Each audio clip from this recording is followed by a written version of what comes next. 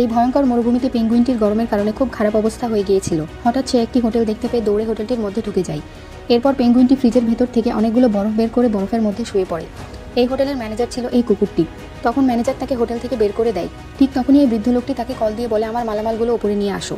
তখন কুকুরটি দৌড়ে তার মালামালগুলো তার কাছে নিয়ে যেতে শুরু করে, কিন্তু চালাক পেঙ্গুইনটি বাক্সের মধ্যে লুকিয়ে সে বৃদ্ধ লোকের রুমে চলে যায়। তখন সে বাক্স থেকে বের হয়ে বৃদ্ধ লোকের এসির ফুল পাওয়ার বাড়িয়ে ঠান্ডা বাতাস খেতে শুরু করে দেয়। ঠিক তখনই বৃদ্ধ লোকটি ম্যানেজারকে কল দিয়ে বলে, আমি ঠান্ডার কারণে পুরোই বরফে জমে গেছি। তখন ম্যানেজার কুকুরটি সেখানে গিয়ে বরফ গলিয়ে বৃদ্ধ লোকটিকে সেখান থেকে বের করে। এরপর বৃদ্ধ লোকটির খাওয়া দাওয়ার সময় হয়ে গেলে কুকুরটি জলদি করে তার জন্য খাবার রেডি করে নিয়ে যায়। কিন্তু কুকুরটি খাবারের ঢাকনা ওঠানোর পর দেখতে পায় পেঙ্গুইনটি ভিতরে বসে সবগুলো খাবার খেয়ে ফেলেছে।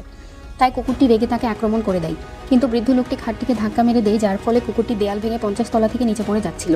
ঠিক তখনই পেঙ্গুইনটি তাকে ক্যাচ ধরে ফেলার কারণে কুকুরটির জীবন বেঁচে যায়। তাই তাদের দুজনের মধ্যে অনেক ভালো বন্ধুত্ব হয়ে যায়।